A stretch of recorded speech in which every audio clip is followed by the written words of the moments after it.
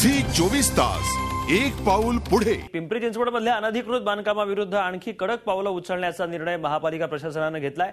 उपमुख्यमंत्री आणि पिंपरी चिंचवडचे आयुक्त श्रीकर परदेशी यांना भूमाफियांकडून धमकी मिळण्याच्या पार्श्वभूमीवर हा निर्णय घेण्यात आला।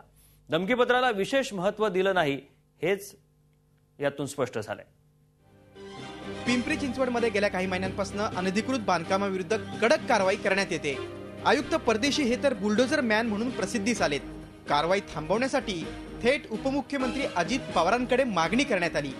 इथपर्यंत ठीक होतं, मात्र आयुक्तांचं थेट अजितदादांनाच धमकी देणारं निनावी पत्र आल्यानं एकच खळबळ उडाली। या पार्श्वभूमीवर पिंपरीतल्या नेत्यांची अजित पवारांनी एक महत्त्वाची बैठक घेतली। या बैठकीत आयुक्तांच्या भूमिकेचं समर्थन करत 31 मार्च नंतरची अवैध बांधकामं पाडण्याचे आदेश उपमुख्यमंत्र्यांनी दिलेत।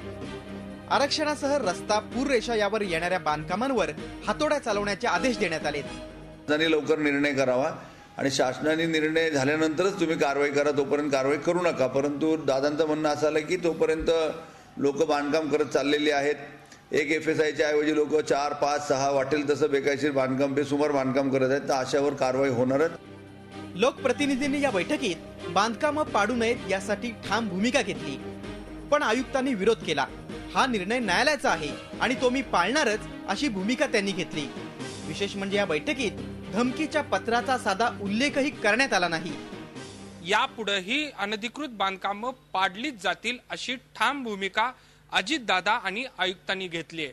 त्यामुळे येत्या काही दिवसात पिंपरी चिंचवडमध्ये त्याचे पडसाद कसे उमटतायत हे पाहणं महत्त्वाचं ठरणार आहे। झी 24 ताससाठी व्हिडिओ जर्नलिस्ट अमोल धर्माधिकारीसह कैलासपुरी, पिंपरी चिंचवड।